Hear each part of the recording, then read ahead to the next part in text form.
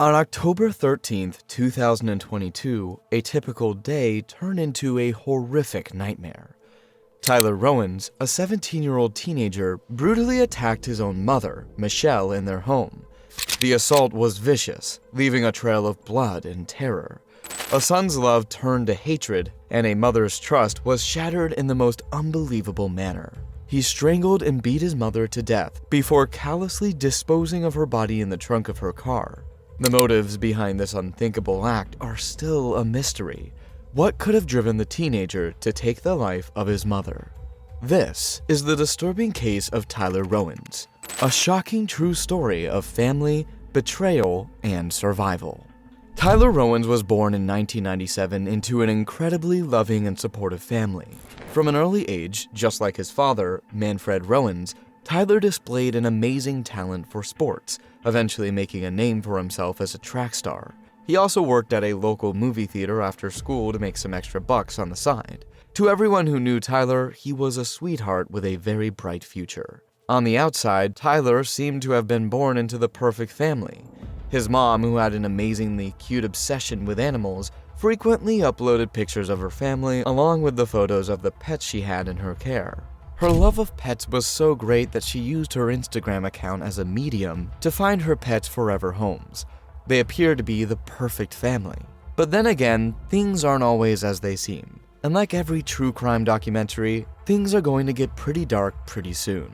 In 2022, Tyler was accused of committing a disturbing and violent act against an 18-year-old girl. According to the reports, Tyler had been driving the girl in his car when he suddenly tried to kiss her. But when she pushed him away and rejected his advances, Tyler's behavior quickly turned violent and aggressive. He immediately ripped her shirt, touched her inappropriately, and when she resisted, he punched her in the face, causing her to fall out of the car. As she struggled to get up, Tyler allegedly kicked her in the face with his foot, causing her to fall to the floor with a bleeding face. After this brutal attack, Tyler fastened the seatbelt of the car, which belonged to his father, and drove away, leaving the young woman injured and traumatized on the side of the road. This incident began a formal investigation, and Tyler was accused of sexual assault, a crime that would have severe legal consequences if proven in court. This incident also raised concerns about Tyler's behavior and his treatment of women, and it would later be seen as a disturbing precursor to the even more horrific events that would unfold in the future. Everyone who knew Tyler personally was quick to defend him, telling the police and all who cared to listen that the Tyler they knew was not capable of such violence, especially towards a woman. But simply having backup isn't enough to prevent these kinds of cases. Tyler faced trial where he admitted to committing the crime and had to pay a $15,000 bail bond in order to be released. This incident completely shocked Tyler's parents. They never even thought their son could think of doing something like that. Their family had fostered and maintained an image of nurturing exemplary children who showed discipline and dedication. Tyler is a young athlete, and his sister is graduating as a valedictorian from the same school Tyler attends, with plans to go on to pursue her ambitions at a prestigious university. The family seemed so perfect before the issue with Tyler, but as supportive parents, they forgave Tyler and took him back in as their loving son. The only form of punishment he received was some restrictions placed on his use of his father's car. He could only use the car when he needed to go to school, which was Mondays, Wednesdays, and Fridays. Tyler seemed grateful to his parents for their forgiveness on the outside, and also behaved in a way that made everyone believe he was genuinely ashamed and regretted his actions. But little did they know that that was just the tip of the iceberg. Tyler had something way more nasty planned, and this time, a simple stitch to the face of his victim wouldn't cut it. Around noon on October 13th, 2022, Tyler's dad returned from work to find his house empty. According to him, he expected to meet his wife and son at home as well as their dog, but to his surprise, there was no one home. He walked in, dropped his bag, and took off his coat before heading to the garage. Upon reaching the garage, he noticed his car was missing, and it was a Thursday. He had previously instructed his son, Tyler, not to touch his car when he didn't have school, which he only had 3 times a week on Mondays, Wednesdays, and Fridays. Before heading back into the house to grab his phone and call Tyler, he noticed a small puddle of blood on the ground. When he looked closer, he realized that the little thing at the center of the blood was actually a tooth. With random, terrifying thoughts going through his mind, he immediately noticed that there were drops of blood leading into the house. He immediately followed the trail, and to his despair, it led into the master bedroom. When he ran into the master bedroom, what he saw immediately brought him to his knees. His eyes met a huge pool of blood on the floor and bed sheets, with 4 bloody teeth scattered across the room floor. He immediately dialed 911. During the call, he began to stutter and shake while trying to make out the words to explain what he had just seen. Once the police realized that he was in shock, they asked for his location and arrived at his doorstep in a matter of minutes. The police managed to calm him down and ask him a few questions. He told the police that his car had gone missing and that it was possible that his son was behind the wheel, even though he did not understand how or why that would be. While telling the police that, he remembered he could track his son's location with an app on his phone, so he immediately pulled his phone out and opened the app. Once he did, he noticed Tyler had turned off his location after leaving Humble, Texas, where they lived. He also noticed that after turning off his location, Tyler immediately deleted the app from his phone. That alone made it clear to the police that Tyler was alive and kicking. And the one that was injured was most likely Tyler's mom, Michelle Roenz. The police did some digging, and they found out that Tyler had been using his mom's credit card to pay for gas at different gas stations in different cities, and he was probably on the run. But the big question remained, why would Tyler be on the run? Not long after, the plate number of Tyler's dad's car was revealed to the public, and the police made a reward available for anyone who found the car with Tyler in it and turned him in. They also sent the plate number to different police in different cities, as well as the car's description, so they knew how important it was to find Tyler. Not long after Tyler's mother was reported missing, the police spotted the car he was driving. The police were able to track Tyler's location using apps that can find a phone's location, as well as information from his mother's credit card purchases. They were able to follow his trail all the way from Texas to Nebraska. When the police saw Tyler's car, they tried to pull him over, but instead of stopping, Tyler stepped on the gas and started speeding away. This led to a wild and dangerous high-speed chase, with the police cars racing after Tyler's car. The chase was very intense, with Tyler driving recklessly and ignoring the police sirens and lights. The police were worried that Tyler might hurt himself or someone else, so they tried to stay close behind him without putting anyone in harm's way. The high-speed chase continued for a very long time, with Tyler's car weaving in and out of traffic and putting many lives at risk. They were amazed that Tyler was able to keep going for so long without crashing, but finally he lost control of the wheel. As he was about to crash into a minivan, he swerved out of the way and crashed into a tree instead. When officers ran to Tyler's vehicle, they were shocked to see him unconscious in the driver's seat. They expected to see his mother in the passenger seat, but she was nowhere to be found. They quickly accepted that Tyler's mother was not in the car, but they didn't have time to search for her right then. Their top priority was to get Tyler medical help as soon as possible. Tyler was badly hurt and needed immediate attention. An ambulance was called and paramedics rushed to the scene. They carefully took Tyler out of the car and put him in the ambulance, which then sped off to the hospital. The police were worried that Tyler might not survive, so they focused all their attention on getting him the help he needed.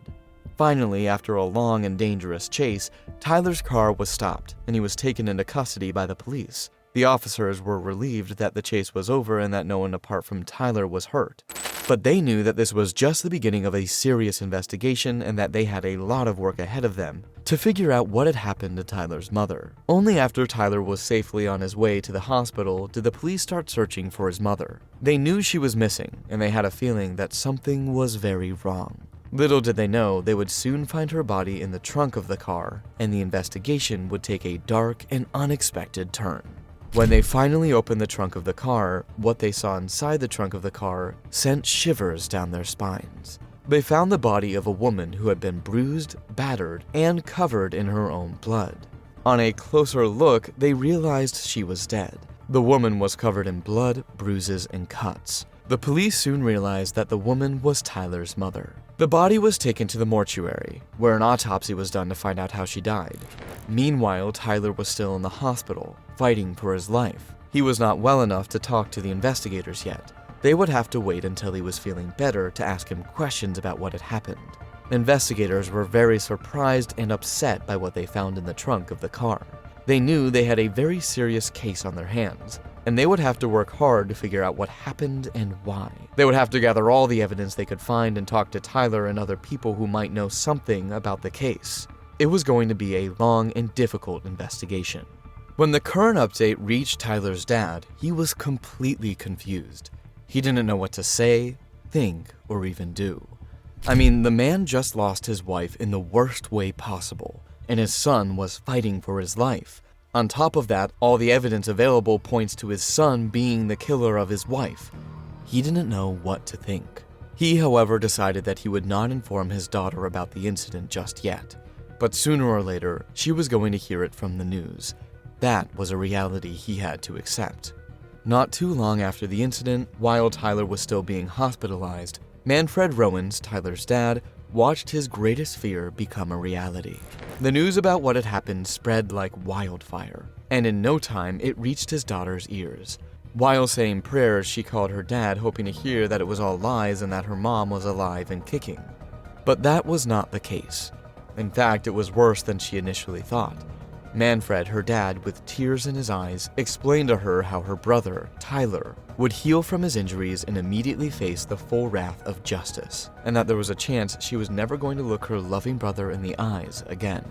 When the autopsy report was released, it was stated that Michelle Roenz, Tyler's mom, died from strangulation as well as blunt force trauma. It was also revealed that Tyler had hit her repeatedly in the face with an object before proceeding to stab her repeatedly, which was why there were teeth everywhere. Considering the state Michelle's body was in, I think it's safe to say that Tyler had lost control of his emotions and snapped at his mother, brutally beating and eventually killing her. The obvious questions on everyone's mind was, what could have pushed Tyler that far? Was it premeditated, or did it just happen? Luckily, it's not every day that a teenager brutally kills his parents. But then again, because of that, there are too few cases for a pattern to emerge, so an incident like this would have been difficult to predict, or maybe even prevent, which is very scary when you think about it. This case has raised a lot of eyebrows due to the fact that, at this point, it's pretty obvious that the Roenz family was not nearly as perfect as they portrayed.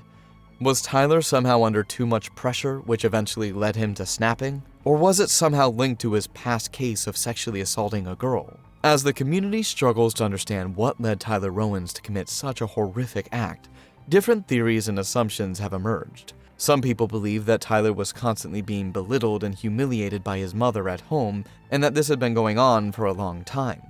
They think that on the day of the incident, Tyler simply couldn't take it anymore, and his emotions got the better of him, leading him to lash out in a violent way. Others, however, have a different theory. They believe that Tyler had developed a disturbing and dangerous tendency to harm women, and that his mother just happened to be the latest victim of this behavior. According to this view, Tyler's actions were not just a one-time event, but rather part of a larger pattern of violence and aggression towards women. As people try to make sense of this senseless act, rumors and speculation continue to spread. Some say that Tyler was mentally ill, while others claim that he was under the influence of drugs or alcohol. Some even believe that he was possessed by some kind of dark force or evil spirit. Despite all these different theories and assumptions, one thing is clear. Tyler Roenz' actions were horrific and inexcusable, and he must face the consequences of his crimes. The community is still reeling from the shock of Michelle's death, and it will likely take a long time for the wounds to heal. But for now, people are left to wonder and speculate about what could have driven Tyler to commit such a terrible act. Once Tyler fully recovered from the injuries he sustained during the car crash, he was immediately brought back to his hometown, Humboldt, Texas, where he was tried. In a Houston courtroom, a bond was finally set for Tyler Roenz. At the time the bond was set, Tyler Roenz, who had yet to admit to the murder of his mother, Michelle Roenz, just turned 19. Meaning the case had gone on for 2 years already. While Tyler was in custody, he hoped the bond that would be set wouldn't be too high. He somehow expected a friend or family member to come bail him out like they did last time, even though he had just murdered his mom and was yet to face trial. The charges against him were staggering: murder, stealing his father's car, tampering with evidence, and resisting arrest, which added up to his bail bond and eventually led it to being set at $750,000. $250,000 for tampering with a corpse, and $50,000 for unauthorized use of a motor vehicle. This also included the additional charge of attempted sexual assault as well as many smaller charges, which led to the final amount being $750,000. The court set a very high total bail amount of over $1 million for Tyler Roenz, with extremely strict rules if he were to be released from jail before his trial. This means that if Roenz wanted to get out of jail before his trial, he would have to pay over $1 million, which is a huge amount of money. The judge was very clear about the conditions of his release. The judge has made it absolutely clear that Roenz is not allowed to have any contact with his father or go near his father's home, said Callaghan, emphasizing the seriousness of the rules. This means that Tyler Roenz would not be allowed to visit his father, talk to him on the phone, or even go near the house where his father lives. If Roenz were to be released from jail, he would be under house arrest 24 hours a day, 7 days a week. This means he would have to stay at home at all times and would not be allowed to leave the house for any reason. He would also have to wear an ankle monitor, which is a device that tracks his movements and makes sure he is staying at home. However, there is a problem. Roenz used to live in the same house as his father, and the judge has said he can't go near that house. So if Roenz wants to get out of jail, he would have to find a new place to live with someone who is willing to take him in. This could be a difficult task, as many people might not want to take in someone who is accused of such a serious crime. The combination of these strict conditions and the serious charges against Tyler Roenz paints a very clear picture of just how serious his actions were. Harris County District Attorney Kim Oh expressed how he felt about the case. While getting a little bit emotional, he expressed how he felt by saying, "This is an awful tragedy for this family. Nothing can repair the damage done to the hearts of the remaining family members. While we can't undo the harm done, it was very important that the defendant take responsibility for his actions. Now he can spend decades in a jail cell and reflect on what he has done." The words of the attorney really left a mark on the hearts of the listeners, as they try to put themselves in the shoes of the remaining members of the Roenz family. After weeks of back and forth with the case, Tyler and his lawyers came to an agreement with the court to have his sentence reduced if he cooperated. As the case slowly came to an end, Tyler Roenz finally gave in and pleaded guilty to tampering with evidence, adding to his murder and theft convictions. As part of the plea agreement, he received a 20-year sentence for tampering with evidence, which will run concurrently with his other 20-year sentences. 2 additional felony charges were dropped. Tyler Roenz must serve at least half of his prison term before becoming eligible for parole, and has waived his right to appeal the convictions and sentences. Once Tyler finally admitted to the crime, the friends and classmates that backed him up from the start immediately felt like they had made a fool of themselves. They had so much faith in their friend Tyler and really hoped whatever news was spreading would eventually come to an end, and Tyler would be set free, but sadly, that was not the case. One of Tyler's classmates, who also happened to work at the same movie theater with him, expressed how surprised she was by the news. She said she would have never believed that her friend and coworker, Tyler, was capable of such a crazy deed. She also said that a friend of hers once told her to be careful around Tyler and that he was a dangerous person. When she made that statement, the police were interested in knowing who this friend was, but the girl refused to disclose the name of her friend. After a while of questioning, the police finally gave up and left. For Tyler's father, it has been a very tough phase, one that he would have never been able to foresee. Losing half of the family in one day really sounds messy, and many who heard of the incident admitted that they would have not have been able to live on if it had happened to them. But there's not much that could be done. The only thing the friends and relatives of the Roenz family could do was support the remaining family members morally and check up on them from time to time, making sure they were okay. This has been a tragic, sad, and definitely hard case to talk about, but somehow we made it to the end. Thanks for watching, and don't forget to like, subscribe, and hit the notification bell so you don't miss our next one. Bye.